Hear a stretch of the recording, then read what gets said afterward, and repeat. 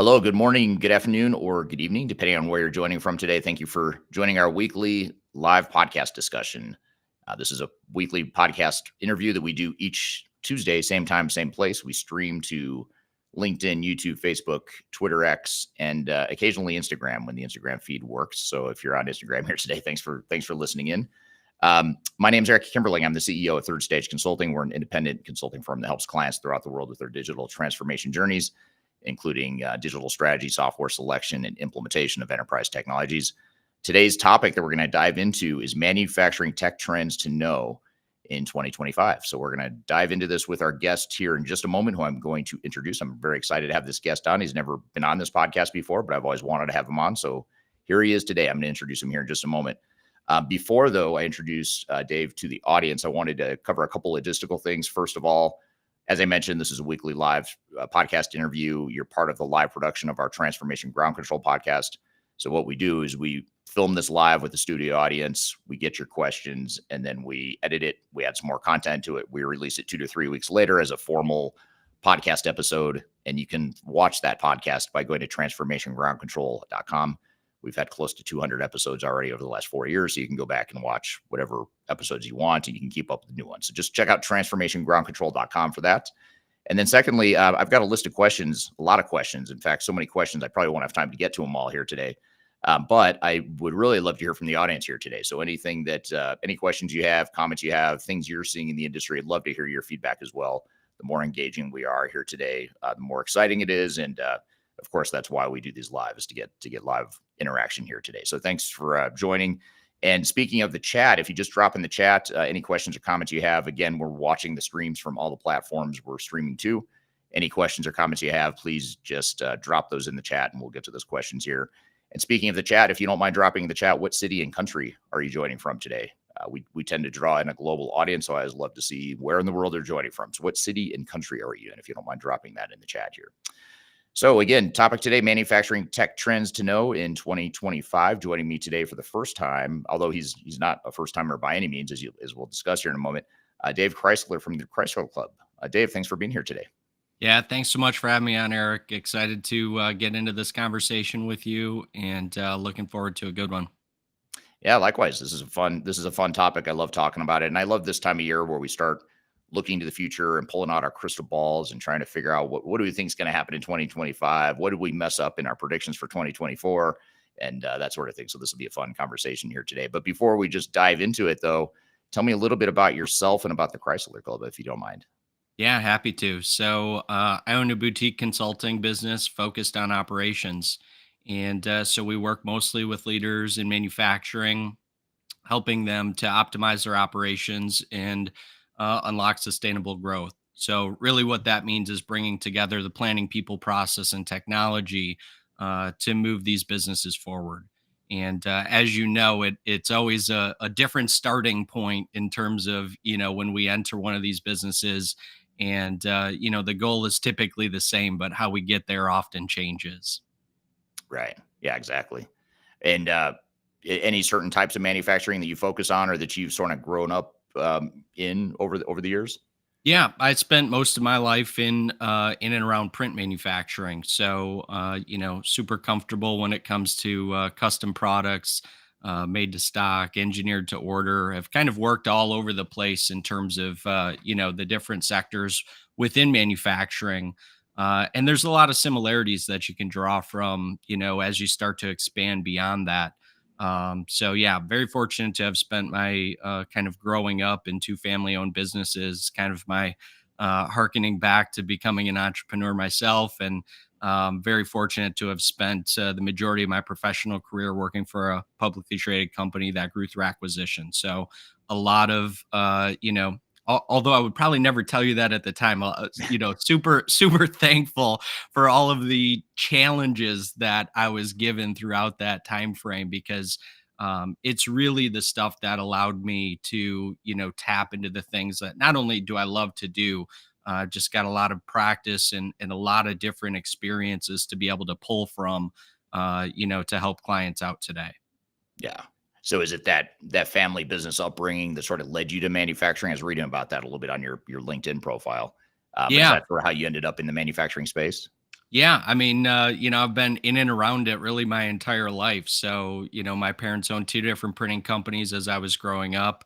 And so it's like I talk about it and my origin story, right? But like a lot of our weekends and nights were spent, at the shop. So I Mm. just thought that was normal. I thought that's how, everybody grew up and running around machines and seeing things work and how things came together in that manufacturing environment. And, it didn't really, early on in my career, it was interesting because, I can kind of distinctly remember this shift of saying, like, oh, what we do is special. We're different, and then this shift being, this really is just a widget, and you hear a lot of people kind of talk about manufacturing and the things that they do as being unique and special. And, while some of that could be true, the broader perspective is how can we take a look at this thing and break it down into those kind of process touch points, the technology that ultimately enables our people and process to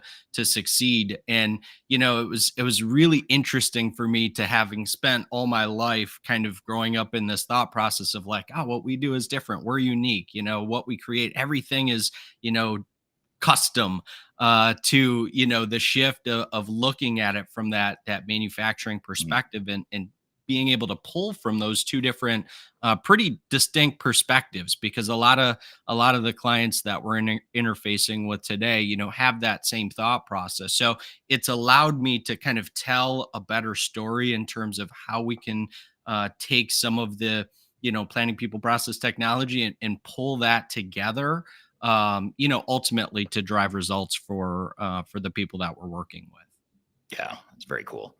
So what started off as free child labor for your parents turned Exactly. into a lifelong passion for a career in manufacturing. Exactly. Little did they know. Yep, But yep.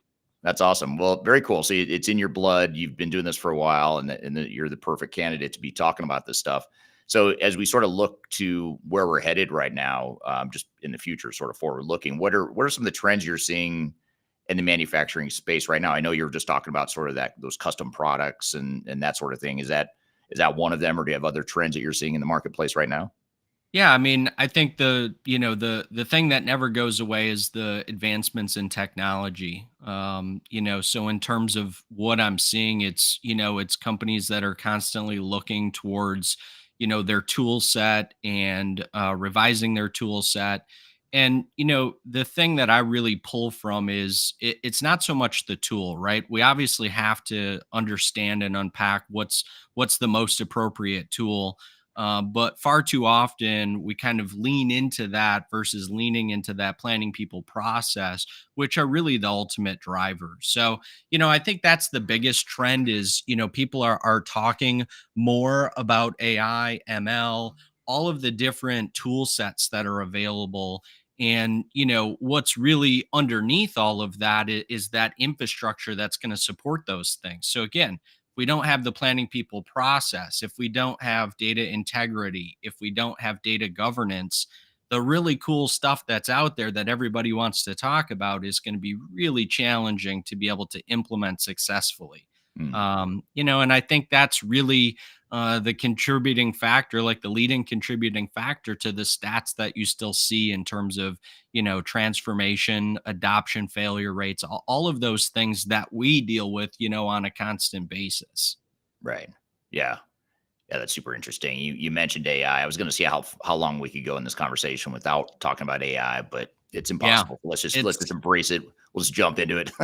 Yeah, it But it really is, like, again, it's a point of contention for everybody that's out there. But I think, more broadly speaking, people are thinking, at least the people I'm interfacing with, they're thinking that they're being left behind because they've not already implemented something. Actually, their tech stack, right? And it doesn't matter what we're talking about, could be, ERP, WMS, MRP, whatever they're working with. Chances are that tool set is already starting to introduce some of these things. So it's we can't get away from it. We can't get around it. But Right. I do think, it is our kind of duty and responsibility to talk about what makes it successful, and to also help people understand that, just because there's a lot of conversation around it doesn't mean that every competitor in your space has already implemented it. And if they Right. have, chances are they probably don't have a really strong strategy behind it. Right. Right. Yeah, it's a good point. And you have to look at the vendors too. Software vendors are always going to be light years ahead of where the average manufacturer is. So while they're talking about it, they're excited about it, they're embracing it, investing heavily in it. Doesn't mean you should ignore it, but it also doesn't mean you need to be right there with them on the bleeding edge of Yes. AI adoption. I think that's probably a good takeaway there too. Yeah. Just a couple. I want to come to a audience comment here that I think Yeah. is interesting. This is from before I get to that though, Jonathan on LinkedIn from Greensville, South Carolina. Thank you for being here today. Here's an interesting comment from James Roloff on LinkedIn. Great point. AI and machine learning has reignited the flame of shiny object syndrome. So it's that's the last thing we need is more shiny objects, more sexy technologies that we don't know what to do with. But Yeah. here we are. That's what we've got. So we've got to figure out how it fits in. But sort of and then one more comment here from Anders on LinkedIn. Anders says everyone wants AI supply chain predictions. No one wants to do the work to get data from reality in the system so that algorithms can look at it. Great point. I mean, I think that if there's a silver lining or a unintended silver lining of AI, it's that it's forcing manufacturers and other organizations to clean up their data and do some of this really Yes. foundational stuff they should have been doing all along. But if AI is what it takes for people to focus on it, then great. But to Andrew's point, it's not easy to adopt or to adapt AI technology if you don't have the foundation in place. Yeah. Yeah. What 100%. what are you seeing with like how are you seeing manufacturers respond to AI? Like in general, like are you seeing them come up with some limited use cases or pilots? Are they just talking about it? Are they skeptical about it? Do you see some that are fully embracing it? I know you said most of them aren't, but what are you seeing just overall with manufacturers you work with and as it relates to AI?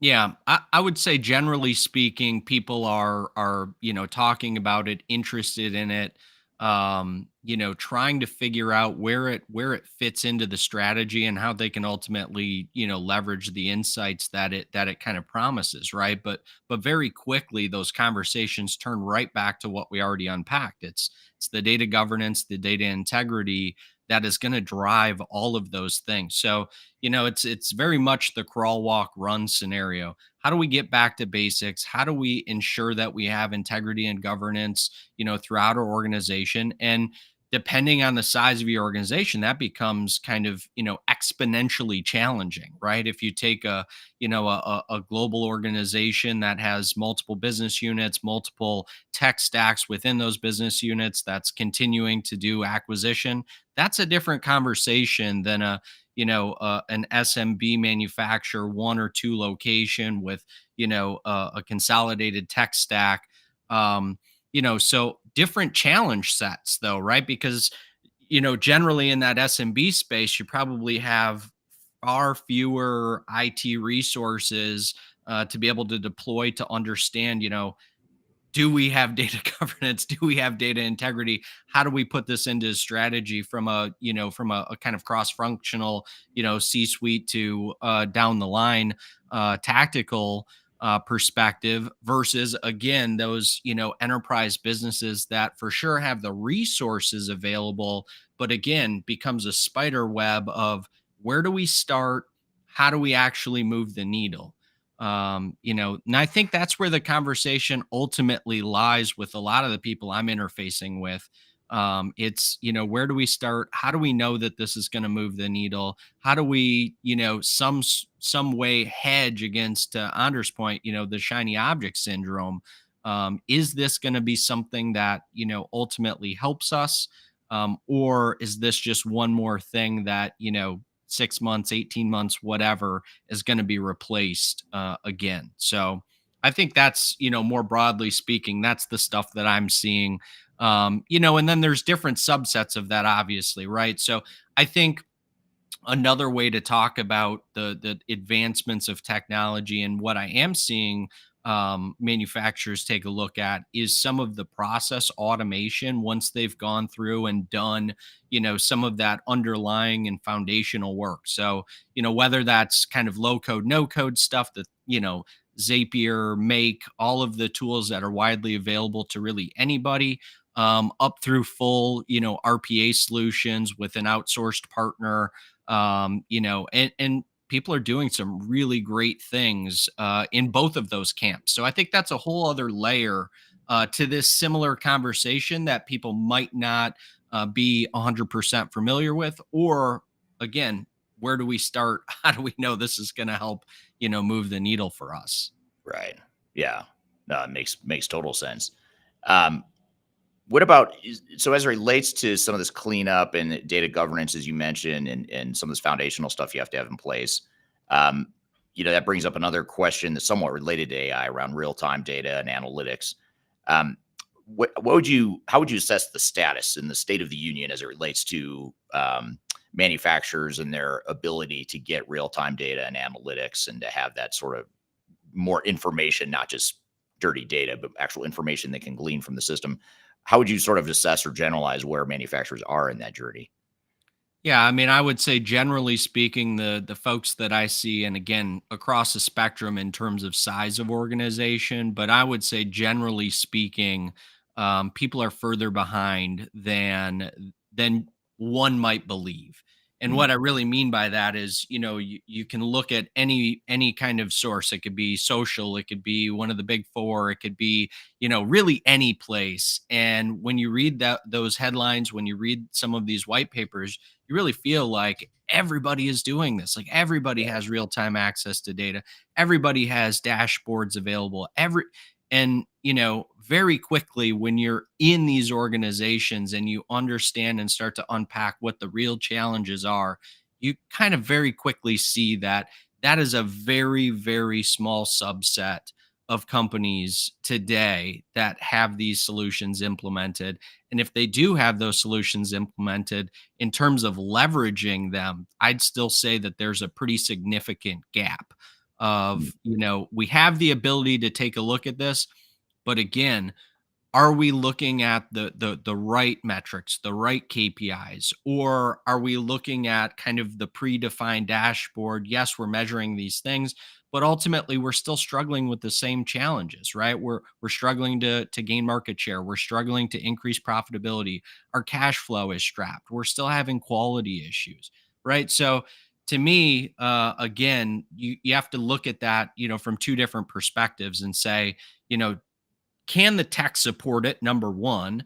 And that's a conversation in and of itself. And if the tech can support it, are we looking at the right things? Are we able to measure the ultimate drivers for our particular businesses, given where we're at in the market and where we're trying to move towards? right. Yeah, that's a really important point. That last point, super important. How you align with what it is you're trying to do. I mean, if it Yeah. doesn't fit with what you're trying to do as a manufacturing organization, that's just a bunch of noise. All the cool Yeah. technologies. I mean, think of all the technologies that are really cool and emerging and advanced that you will never need or want in your organization. And, Yeah. and you could get overwhelmed and bogged down by getting too caught up in that. So I think it's a really good point. Just focus on like where you're going as a manufacturing organization and what technology is going to best help you get there and what's the priorities of how you roll out those technologies because you can't do it all at once. Yeah, I mean, I always use the example of the crawl, walk, run, right? And pick on just a quick story here, but pick on, let's say, quality management for manufacturers, and could you have a fully integrated QMS that has IoT devices and real time dashboards to monitor for one of a million different KPIs? Yes, you absolutely can, and it is the coolest stuff that you'll ever see, right? Right. You can also track it, totally manually, right?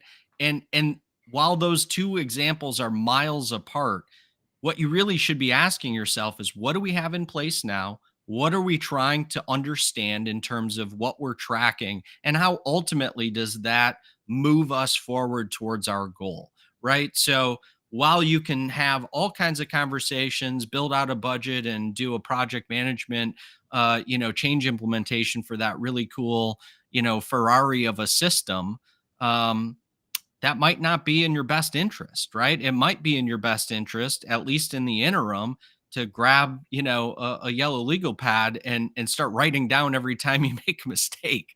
It's Yeah. something literally that simple. And obviously, I'm really simplifying this for people, but I like to try to use those two vastly different scenarios because too often we're so focused on the tool, we're so focused on the execution, we forget about that planning people process part. We forget about what are we trying to do to actually move the needle here, or are we just looking at the coolest thing that we could possibly build out and implement, and having a bunch of meetings in and around that ultimately come to the conclusion that ah, you know this is probably going to be too much for us.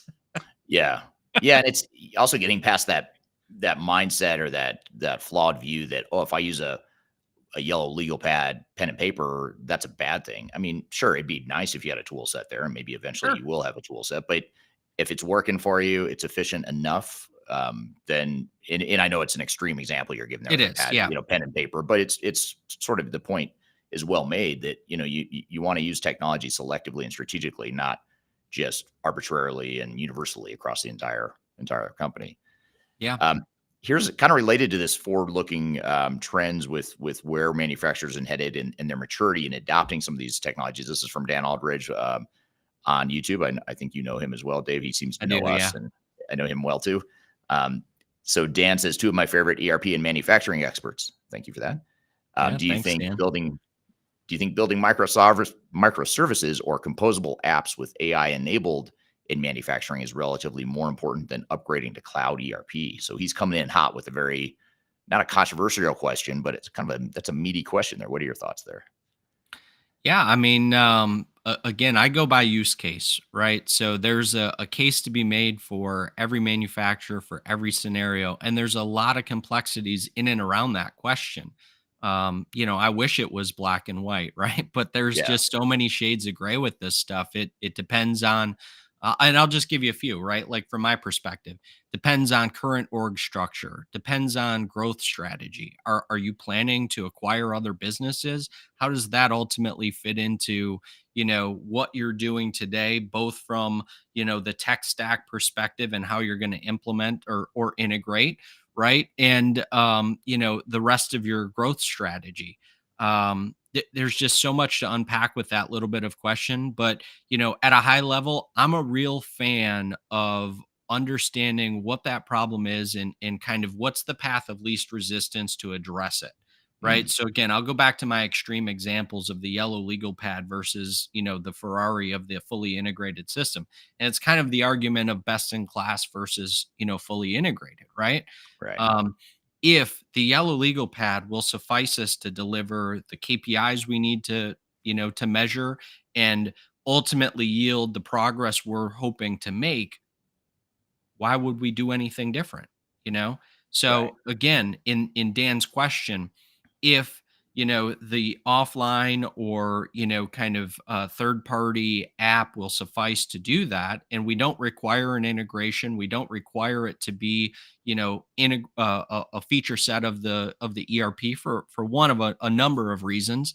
Why would we look at that? It just doesn't yeah, make sense. It's back to the you know one solution fits everybody, and that's just never the case. I think it's why we align so much on the agnostic approach, because if you ask a software vendor, and I don't care what vendor it is, um, your problem can be solved through that software, of right? course, Doesn't yeah, matter who it is, and it doesn't matter what the stack is, and I think that's the real challenge with it, right? So you need to understand where we at, where are we trying to go, what are the complexities, who's involved, how does this fit into the bigger picture before you can start to say like, oh, here's the narrow selection of things we could try, right? And right. that's yellow legal pad to Ferrari integrated system. Yeah, and I think you have to really take with a grain of salt some of that call it purist judgment that comes from vendors that say, "Wait, you're using a paper and pen to do what? You're so outdated. You're going to be out of business in a couple Yeah. of years if you keep doing that." You create this fear, this uncertainty, and Yeah. sure, like I said, of course, if you're using pen and paper, yeah, there's an opportunity for you to make that a lot more efficient and be Yep. more profitable, but it doesn't mean you need to put the entire organization at risk. Yeah. Um, And and look at, look at Kanban, right? Like, I mean, look at there are multi-million dollar factories running on Kanban, like yeah, manual Kanban. yeah, So you can't tell me that paper and pen doesn't work, right? Like yeah, it's been, disproven. And sure, you can make the efficiency argument, totally agree with that, right? But there's a huge difference between efficiency and effectiveness. Everybody knows that. I'm striving for effectiveness. Sometimes that means we're not the most efficient in a particular spot, right? Because ultimately we're seeking effectiveness. right. So again, there's so many sides to all this. That's why I love this stuff. You can really unpack and get in the weeds with it.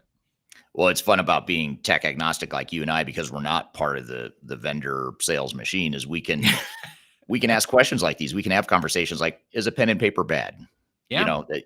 I think if we had a vendor on here, they say absolutely that is terrible. But Yes. you and I can say, well, hold on, let's think about that. I mean, it depends on what your priorities are, and Dan. Absolutely. By the way, Dan likes the it depends answer. I get that all the time. I But think unfortunately that's the default consultant answer. But it's too appropriate to not use because it really does. There's a lot of things to unpack. And if it were just black and white, then you could literally go and, pick whatever tool it is you want, implement that, and you'd have 100% success rate. And that's just not the case. yeah, yeah, yeah, that's a very good point. So what about, the reason I think of this question is because as we're talking, I'm thinking about how in some ways you and I right now are poking the bear a little bit. Like we're sort of, we're saying the non-popular opinions, maybe in some ways in our, in the tech industry. But when you think about cloud, one of my favorite topics to post about is the cloud. And I love to be contrarian about cloud and talk about how actually it's not cheaper than on-prem. It costs you Yeah. more. It might deliver more value, but it's going to cost you more. And I get such a negative reaction from the industry, but then I also get it's like half and half. Half the people in the industry like completely think I'm way out in left field and I have no idea what I'm talking about, and the other half of the people say, "No, you're right, it's true," and whatever. I like calling it out not just because I like to create controversy, because I think it's Yeah. worth having these conversations. Like, let's talk about what's really happening, what's really Yes. relevant to manufacturers today. But let's look at cloud for a minute, just not only because it's controversial at times, but how are you seeing manufacturing adoption of cloud, just cloud technologies in general? Are you seeing a lot of them still sort of stuck on on-prem, having trouble getting to cloud, or most of them sort of all in on the cloud movement, or what are you seeing there? Yeah, I would say generally speaking, people are certainly open to it as it makes sense, for selection and implementation. And to your point, like again, I think we align a bit on this. Years ago I had this was kind of before the really big push to the cloud. This was probably 15 years ago, give or take. We had a mission critical process that we ultimately moved to the cloud in a business I was responsible for. And, again, on the surface, this is amazing, right? All these feature sets open up. We now have the ability to share workload. We can, have catastrophic backup and, disaster recovery mitigation. We've got all of these different things that we can take advantage of because of this. The thing ultimately that we were able to unpack with it is while we did have that, the thing that nobody wanted to talk about, we kind of started to experience, right? Service outages, issues in terms of having to constantly restart virtual machines where, again, this mission critical workflow lived within. So every time this thing went down, it was a big issue within the facility. And while I would say that some of those things probably are, better addressed today, doesn't matter the tool set, you still see downs, you still see outages. And so, like you, I say you have to be cautiously optimistic. You have to understand what the downside, what the risk is. And there's risks on both sides, from cloud and on-prem. So yeah, that's, just a bit of, my personal experience, Mhm. and also what I see in the industry. Like, I don't think people are afraid of it. I think if anything, people should be a bit more cautious just from the perspective of understanding where your data lives, who has access to that data.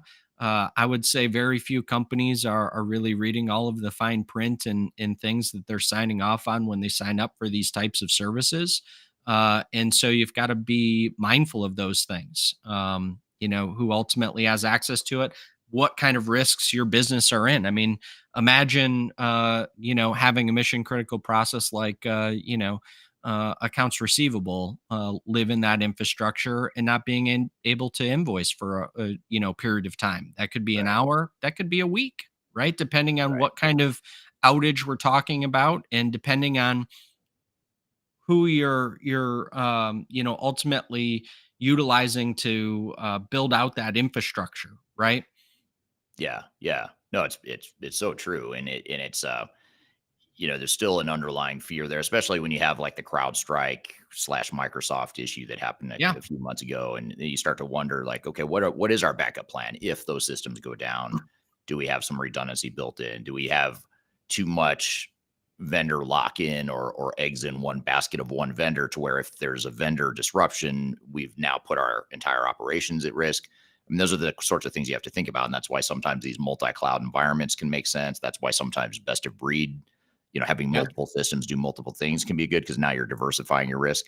Not to mention someday when it comes time to replace that technology with a new one, you're not having to rip out the entire thing. You can do it in a more isolated fashion. So there are benefits of diversifying and really being a bit cautious, like as you suggest, which I totally agree with. I think that's a great approach.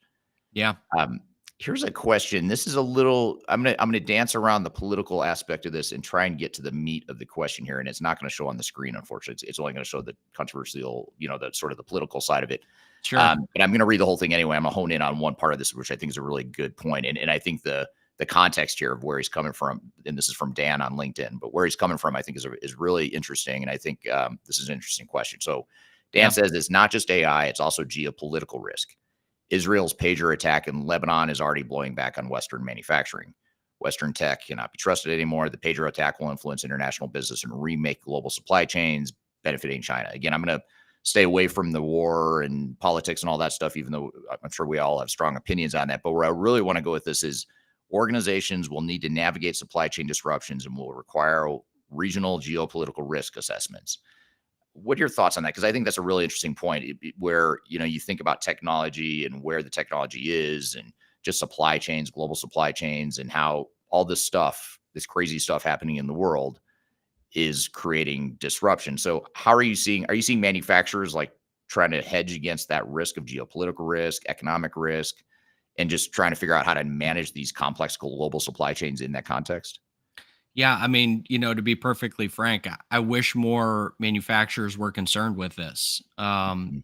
This is a huge gap that I see, and try to highlight depending on where the conversation starts. I'll give you an example. I've got a manufacturer that we're working with on some of their QMS documentation. And this is something we talk about a lot. They've got a global supply chain.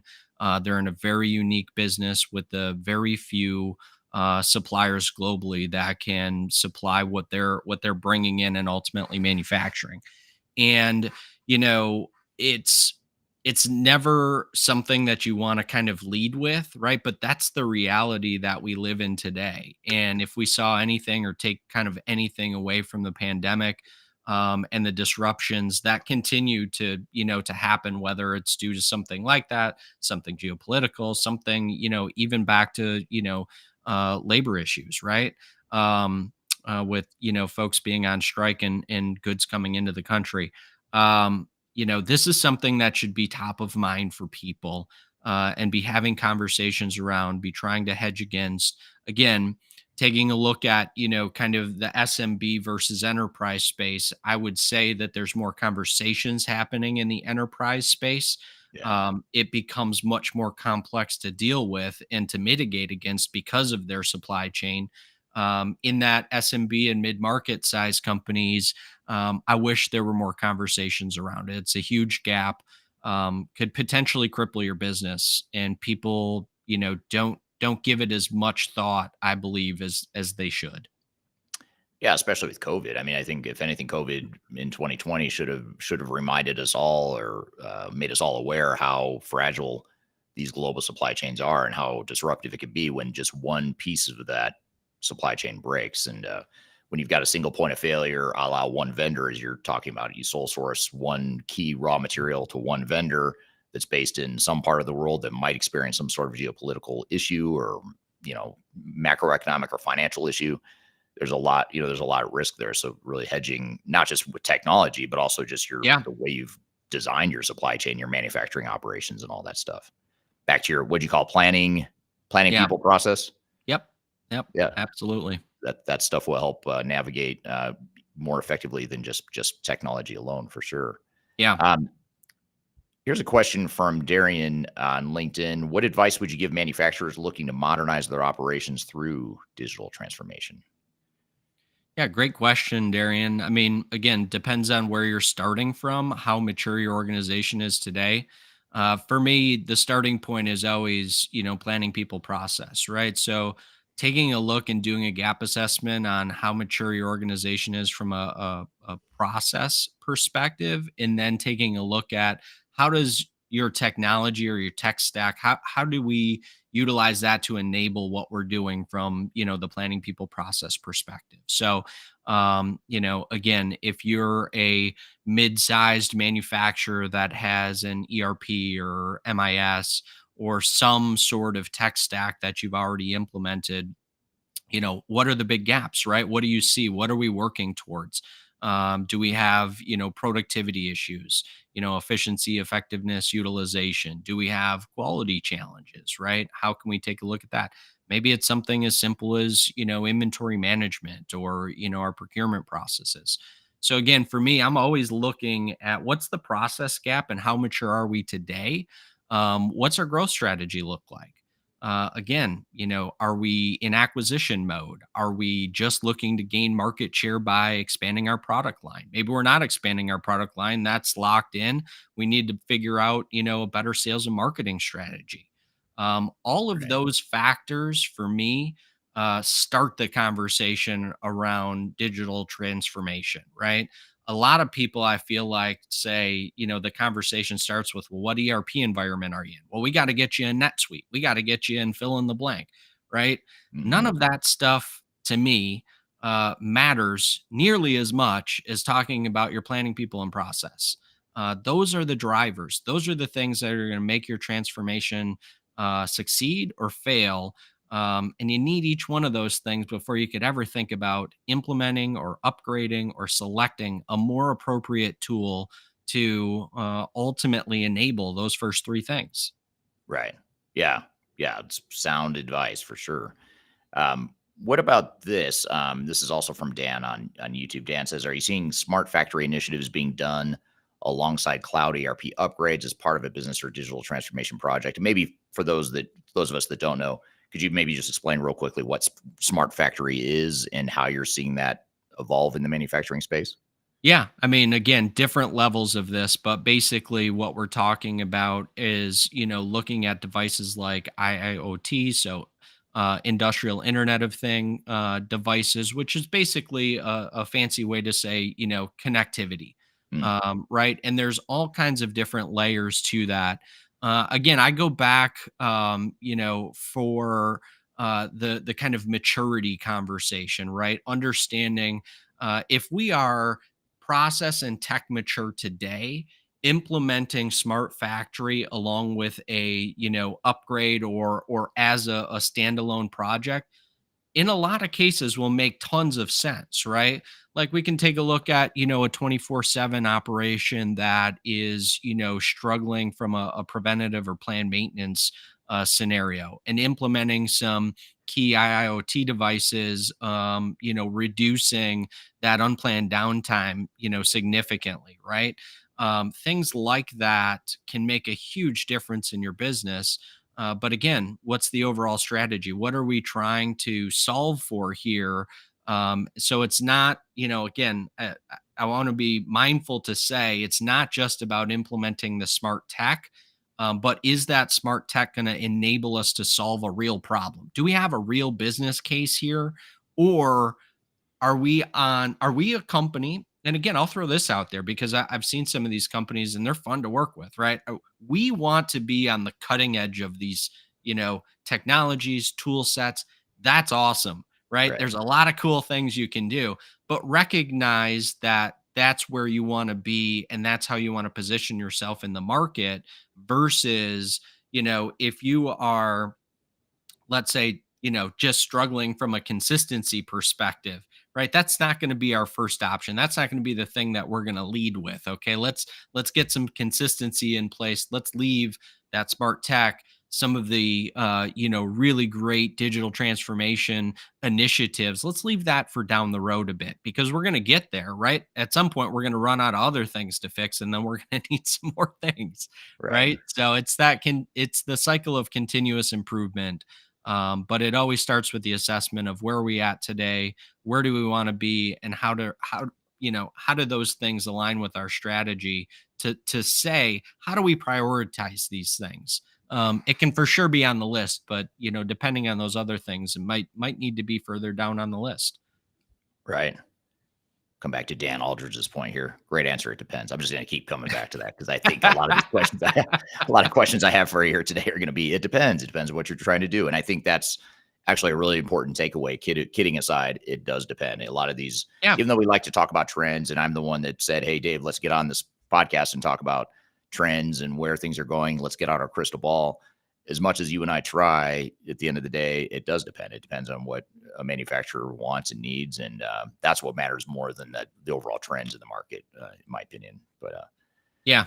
No, I completely agree. And the other thing I would add is, right, like that's why people should be having conversations with folks like us. And, mhm, I know you do a lot of, kind of pro bono and just conversations. Like more right, knowledge is always better. It doesn't mean you've got to engage somebody, but it should mean that you should be talking through these things, talking through your ideas, talking through what that strategy looks like. And understanding, again, some of the questions that are being asked here. Amazing, great questions. But again, don't be afraid to have the conversation and get some additional insights from folks that are interfacing with many, many other businesses to make sure that it's not shiny object syndrome, that I just want to be part of the pack, and that there's a real business case to be made for, XYZ, whatever it is we're talking about. right, right. So we've talked about shiny object syndrome, as you just mentioned again, and we've talked about the need to make sure that you deploy technology that aligns with and fits your overarching strategy. What are some of the other, besides those two things and other things we've talked about here today? What are some of the biggest challenges manufacturers face when they're implementing new technologies? What are those big obstacles and pitfalls that they tend to run into when they're going through this sort of transformation? Yeah, to me, the two, kind of key drivers are back to data and people. The change management aspect, oftentimes we're starting far too late in the transformation journey to really bring people into the conversation and along for that journey. Ultimately leads to a lot of turnover, a lot of disruption, internal and external. And the other piece is the data, and we already talked about that. So I don't want to, kind of rehash what we've said. Sure. But I think those are the two key drivers for any initiative, any change initiative.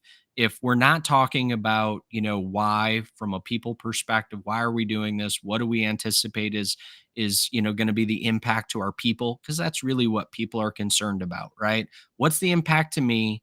How is this going to make my life any easier? Am I just going to have more stuff to do? Right. So answering those questions, early and often. And then again, addressing some of the data, understanding where are we at from a data maturity standpoint today, what kinds of things, kind of given time and money, no object, like what are the things we would love to be able to look at, would love to be able to measure, love to be able to understand about our business, starting from those, conversation points, and then letting those two things kind of lead the rest of the way. For me, that's what makes a successful transformation, a successful change initiative. Those two things alone. Yeah, I agree with you. Those are two huge ones. I might add, risk management. How do you do Yeah. everything you just said? How do you do all that without disrupting your day-to-day operations? Because the last thing any of us want as a manufacturer is to not be able to ship product or Yeah. not be able to find our inventory or know where our inventory is and that sort of thing. So we need to make sure we've got a measured strategy and plan that mitigates risk, that isn't moving at such a breakneck speed that we don't have time to do all the things you just said, which Yeah. what you just said, by the way, that takes time. And that's Yes. usually not what the software vendors focus on. So they're going to come in from a different angle and say, hey, let's slam in this technology. We can deploy it in X amount of time. But that doesn't consider the things you're talking about. And the things you're talking about are going to determine success or failure. So I think that's a really good point. Yeah. I mean, back to your point about risk, right? Like, again, on the surface, all of that sounds amazing, right? But if we can't take care of the customer, if we can't invoice, can't deliver product, none of it matters, right? Because we're going to be in a completely different scenario trying to dig out than just a transformation project. Right. So yeah, it's a great point from a risk mitigation standpoint, and let your organization lead the change, right? Too often, I think we kind of acquiesce to um, you know what the vendors maybe prefer from a timeline perspective, because Yeah. again, you don't know what you don't know. If you've never done one of these projects, it's a challenge, right? It's a challenge. It's a lot of moving parts, a lot of moving pieces, and there's a lot of considerations to be made before you even do any of the the kind of real work. Yeah. So don't be afraid to have those conversations and give some pushback. That's some other advice that I would give to people. Again, engaging folks like yourself, like myself, that have been through these things, can help give some guidance as to what's acceptable. How does that really work? And kind of what leverage do you have? Um, you know, Yeah. Yeah. It's and just, it doesn't have to be a bad thing or a adversarial sort of yeah, discussion either. It's more like, hey, does this make sense for us? Or, do we really need to do this, this, and that? Or why you mentioned why earlier. Why are we doing this, this, and that?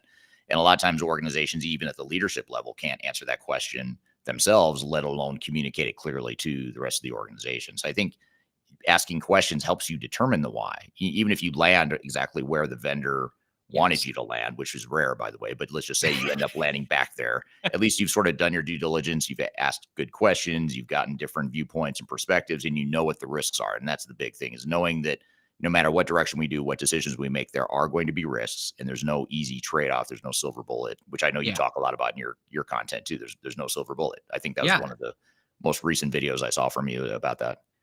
Yeah, everybody would like there to be one, myself included. That's just not the reality. And I think you made a great point back to the kind of why question, especially from a senior leadership perspective.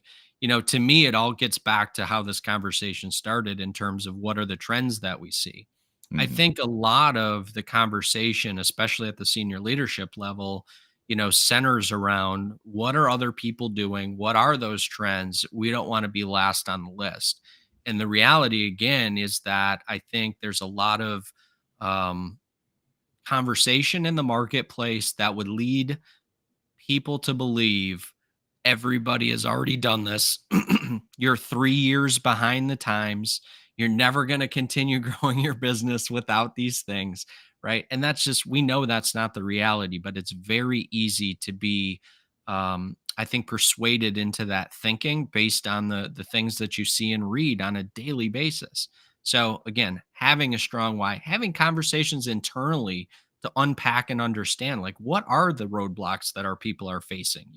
So often I go into an organization where that senior leadership team is, even if they've grown up in that business, let's say, is far removed from the things and challenges that the team is faced with, that just doing some of that and having some more open kind of conversation, town halls, if you will, Mm. would drive so much more value and results for the organization, than some of the other conversations that are happening. Yeah. Yeah, absolutely. Totally agree. And I have to give my marketing team a hard time here for a moment because someone let a vendor in the room in the stream here. This is from Terry on LinkedIn. Terry says to reach out to me to find out more about the Cosmo to Go discrete manufacturing. Thanks for joining, Terry. I'm not familiar with your product, but here's some free publicity for you. Cosmo to Go discrete manufacturing. Um, This is from Derek on LinkedIn. Hey, Dave Chrysler. Hope you're doing well. Good deal. Hey, Derek. And then Derek has a question that he follows up with after saying hello to you, Dave. He says, totally agree. Your company should be able to manifest some sort of direction or standard and should not wholly rely on vendors or customers to dictate that. This is why companies have a byproduct of their collective expertise. And I think this is a really good point. I like this comment because I don't know about you, Dave, but I feel like a lot of manufacturers, and not this isn't just limited to manufacturing. This is more of a broad global statement I'll make here. But I feel like a lot of organizations lose control of their technology initiatives, and they sort of have this outsourcing mentality because they're manufacturers, they're not tech companies. And Yeah. after all, the tech vendors do this every day. We don't. We're a manufacturing company. We make stuff. So let's let the tech people do what they're good at. And you sort of have this learned helplessness that unintentionally comes along with that. Is that something you see, or if so, how do you see your clients and your manufacturing contacts overcome that dynamic? Yeah, it's a great question and a good point. It's certainly a challenge with the folks that I interface with, and again, it's kind of at all different sizes of business, different challenges, right? Again, back to that SMB and even into the mid market space. They're challenged from a resource load perspective. So of course, that's not their core competency. It makes sense to outsource. The challenge again is finding the right partner to outsource. So outsource isn't a bad thing. It's all about understanding. Back to some of our earlier points, right? What's the good and the bad? What's the risk with outsourcing? Who am I partnering with? What's their experience? How can they bring some of that, transferable experience and practical application into this environment to help me manage not just the stack, right? But how the stack fits in with the planning people process, right? How we utilize the stack to ultimately, enable those other pieces of the business, ultimately, tapping into the strategy and driving growth, right? Right. In the larger companies, again, don't see nearly as much of the outsource perspective, but they have a different challenge that I often see. And that's just getting their hands around all of the different tool sets, all of the different business use cases, and then managing and prioritizing, right? Because inevitably in that environment, they've got people at all different layers of the organization coming to them and saying like, I need a tool for this. I need a tool for that. I need to use this thing. Can I get a license for it? And so it very quickly escalates to understanding, what's the use case?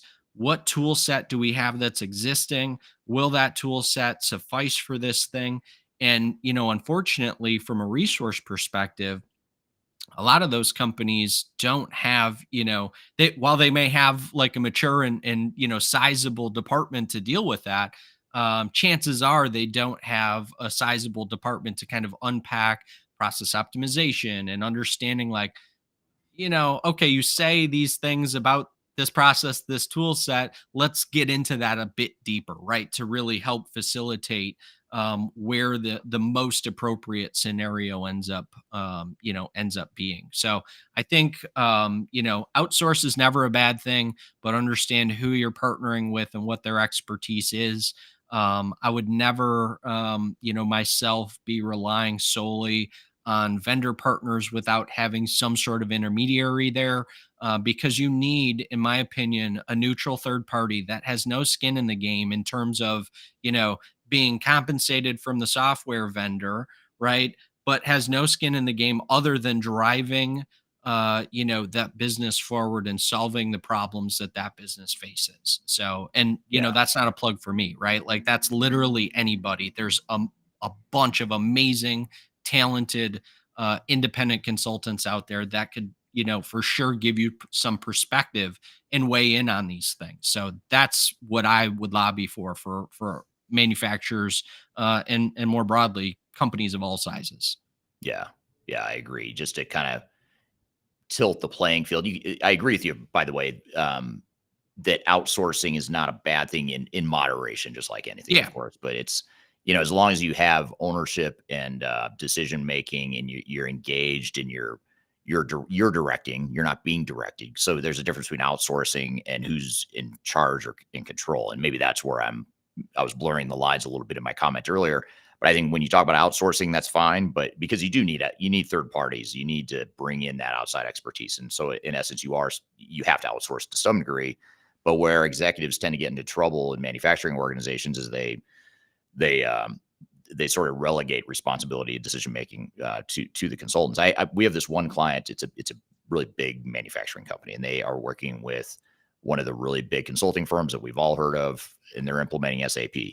And they signed a contract with that big consulting firm, the big system integrator, who we all know who they are. We would know the name if I said it. Yep. And that system integrator insisted that the contract read and clarify that the system integrator, not the manufacturer, but the system integrator had final decision-making authority on the project. And if they Oh, didn't, that's I know, and if they didn't get it, they were going to walk away and not do the project. wow. And they signed that contract right before they hired us. And so then we come in and we're like, wait, hold on. You agreed to what? That is a terrible idea. I Yeah. mean, that's a pretty extreme example, but it's a reflection of reality of how a lot of times system integrators think, and a lot of times how manufacturers think, which is, well, they are the expert and we can't do it without them. So we better I, just let them sort of run with this. yeah, to that point exactly, right? Like they may be the experts, but they're the experts within a very narrow subset. You are the expert of your business, right? So there's a huge difference in best in class from a solution perspective and best in class within your organization. And if you're an organization that, embraces continuous improvement and looking for best in class ways to to deliver your products, right? There is no expert that you could bring in that is better than you. Right? Right. And I would even say like internally, right? From a leadership perspective, you can't fully relegate those responsibilities to a department, right? You still have to be involved. From a strategic direction perspective. So yeah, that is a wild story that would be allowed to happen. Yeah. And it's unfortunate, really. That's the sad reality. It's unfortunate that is the scenario, and hopefully, you guys are able to, um, you know, work collectively to do right by the client. Yeah. But that certainly is not a guarantee, given what you just shared. Yeah, yeah. Maybe a follow-up podcast topic could be Yeah, craziest manufacturing stories ever, and you and I can that's a just good sit here one. and riff and talk about the craziest stories we've heard about in the space. But yeah, unfortunately, I wish I was making that up, but Yeah. it baffles me sometimes some of the things that happen in this space. But what about there's a couple of directions I want to go here, so bear with me for a second. But Yeah. we talked earlier about change management and in people. You talk about planning, people, process. Tell us a little bit more about that. In a typical manufacturing organization, if there is such a thing, um, what are some of the best practices or pitfalls or lessons you have from helping companies navigate the people aspect of their transformations? Yeah, I mean, everybody starts in a different place, right? It's back to that process and tech maturity. Oftentimes, especially in a manufacturing environment, you're coming in and you've got, people that have kind of been there forever, in different levels, right?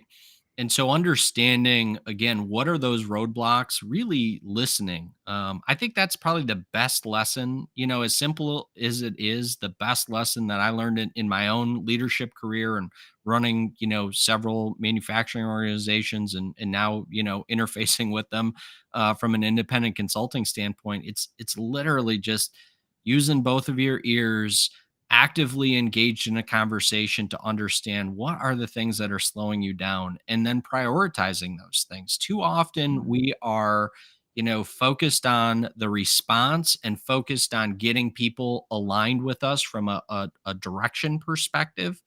And yes, from a leadership standpoint, you have to have that strategic direction, you have to have the goal, you have to have the bounds. But within that, you've got to be able to listen to people, help them to, unpack and understand how what they're saying and what that feedback is fits into that strategic vision and fits within the bounds. Mhm. I heard this really great phrase from somebody And, a lot of times we'll talk about, let's have a brainstorming session, right? Right. And, we've all heard that. We've all done that. We've all had the, stand up meetings and town hall meetings to do that. And the phrase was, let's do a try storming session. And the Try try something. storming is literally about trying the ideas that people are giving, because what ultimately happens is you bring them along this journey of improvement, right? And all change is driven from that. It doesn't matter if we're talking about implementing technology, it doesn't matter if we're talking about strategic planning sessions, it doesn't matter if we're talking about process optimization or quality management or inventory, management. None of that stuff matters. It all starts right with a conversation with people, unpacking what they're struggling against, and then facilitating ways to hear their ideas, implement those ideas, take the good from those ideas, pull other ideas together, and then try a different iteration of those same ideas, right? Mm, That's all we're doing from a leadership perspective. That's all people want to do is they want to come in, they want to contribute, they want to go home and do their thing, right? right. So that to me is the essence of all of this stuff. And how do you get started, right? Like I'll kind of famously say, like, I was a terrible leader when I was young because I grew up in a family business. I, was a 20-year-old kid that really didn't know anything, that was responsible for, 40, 50, 60-year-old people that have been doing this forever. And, here's me thinking like, oh yeah, I got all of the ideas. I know how we're going to fix this. I know how we're going to improve this. And lo and behold, once I started to open myself up to saying like, boy, if I could share what I'm trying to do with people, get their feedback and understand what are they struggling with, put all of that together and help prioritize the things that we try, right? Like, boy, wouldn't you know how much faster we can move the needle. And that was the genesis of all of this stuff, and I've always loved technology. So then that piece came in of, how do we now take that planning people process? How do we, ultimately enable those things to do it more efficiently with less waste, with, better quality. So yeah, that's the kind of genesis of all of, what I believe in and what I do on a daily basis. And I think that's the core of it all. Yeah. Yeah. That's a great overview of how change can and should get managed in organizations. And just sort of as a capstone, I just realized how long we've been Yeah, going here. I totally lost track of time, I'll be honest. But sorry. didn't know that's all right. It's a fun conversation, and that's why I lost track of time. But just as sort of a capstone question, though, in addition to what you were just saying about change and people, what other what sort of closing advice would you give to a manufacturer that's just sort of struggling with or just trying to figure out the path forward in 2025 and beyond? Like, where should they start? How do they start with that planning part of the planning process, people side of things that you talk about? Yeah, I think the kind of gap analysis from a strategic perspective. So the question I'd be asking is, how are we growing today? Are we growing today? How do we want to grow? Again, I go back to those conversations around, do we have opportunities to increase margin today? If we do, we don't really need to talk about sales and marketing. We don't really need to talk about, all of these kind of external pieces, acquisition strategy, all of those things. Those can certainly be a part of the conversation, but if we've got opportunity to increase margin, if we've got opportunity to increase cash flow, if we have company culture issues, those are all internal things that we can do through continuous improvement. We can do through one of a number of initiatives and tools, right? So understanding that in terms of how do we want to grow, what are our opportunities? I think that's the ultimate starting point. That's where I like to start my conversations with folks, because that gives me better context and perspective to say like, okay, well, maybe, we should be looking at, a digital transformation project. Maybe we've, dialed everything in and now we've got to take a look at what new things are out in the marketplace that we can ultimately lever, to enable that growth, right? If the focus is around strategic, acquisitions, that's a different conversation because we have to be worried about integration. We have to understand what kind of companies do we want to grow with? Is this a complementary product line? Is this a competing product line? Those are two different integration conversations. What's the company culture like at the companies that we're, ultimately taking a look at? How is that going to fit into what we're trying to do here? Do we have all of our internal things, built out to where we want them to be before we start to go on that? Are we looking at pure play growth from a sales and marketing perspective, new products, new, again, just straight up sales and marketing initiatives to grow our existing product line. So that's where I'd be starting talking, to the senior leadership team, starting to unpack some of those questions. And then from there, you can start to spider web down and, get to the meat of, the how. But that will start helping you with, why are we doing this? What do we anticipate is going to be the impact? Then we Yeah. can figure out how we're going to actually do it. Yeah, sort of a little bit more of a top-down approach, even though it's not always cool to talk about top-down management, but you kind of have to start with that overall strategy, and that's been a theme of what you shared with us here today. Yeah, I mean, look, from a pure play change perspective, it has to be driven, from the bottom up in terms of getting people along. But if you, from a leadership perspective, if you have no strategic vision, if you don't have the goal, if you don't have the bounds, what are you going to tell people that you're trying to do? Right. Like you can't tell people we need to change unless there's something driving that. Right. So if you recognize from a leadership perspective and your strategic vision is, look, we know based on benchmarking that, our net profit is single digits and we should be double digits. That now becomes the strategic direction. We believe based on benchmarking that we can be a double digit net profitability organization. We believe that we can do that in the next 6 months. We believe we can do that in the next 18 months. Why do we want to do that? Well, if we are able to do that, we will be able to, increase wages. We'll be, and you start going down that path, right? All of that has to happen before you can start to unpack for people like, how can we come along this journey with you, right? If you have no vision, there's a great quote about that I'm gonna, butcher, but it's like, without any direction, it's like the people will perish. It's like, yeah, of course, because we have no idea what we're marching towards. You, Right. you have to have direction. Yeah, absolutely. That's a great closing comment, having direction. And Jason on LinkedIn echoes the sentiment too. Vision and purpose. Great point. I totally agree with that. And then want to do a quick shameless self promotion here. This is from William on YouTube. He says, Stratosphere, looking forward to it. Better be good Nice. or you. So Stratosphere is a conference we're hosting. I'll put up the QR code here. So you can scan and learn more in the right here, top left side of your screen. You can scan that to see the agenda. You can register. You can join in person or virtually. So love to see you there. It's actually next week, Wednesday, Thursday, Friday of next week. And what's funny about William's comment here, he says, looking forward to it. Better be good or you. I feel like he was starting to have like a threat in there, like it better be good or else we're going to have problems. So I feel all this pressure now. And now I'm wondering, what's going to happen if this isn't good? Yeah.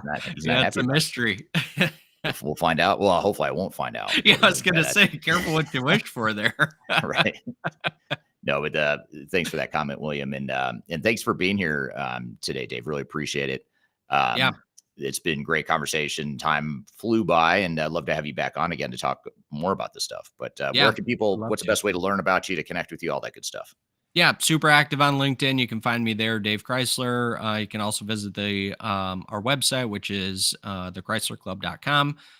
Yeah, happy to have a conversation with anybody. Love to network. Love to talk about this stuff. And thanks for having me on, Eric. Is really a great conversation. I know we share so much in terms of thought process and in kind of direction for these things. It's always a great conversation. It is, and that's the beauty of social media and video these days. Is we got on this, and I realized, wait, we've never actually talked. I mean, I Yeah. feel like I know you. You feel like you know me because we're both active on social media. But that's the beauty of it. Is I feel like we had a connection before even chatting here today. So thank you for being here. Really appreciate it, and thank you to the audience for the great questions here. Again, we're going to edit this. We'll add a little bit more content to it. It'll become part of our weekly Transformation Ground Control podcast that will be released. The episode that this will be featured on will be released in 2 to 3 weeks from now, but every Wednesday we put out new episodes. You can go to transformationgroundcontrol.com to learn more about that. And again, every Tuesday, same time, same place, we have different guests talking about different topics related to digital transformation. So be sure to check it out. Thanks everyone for being here today.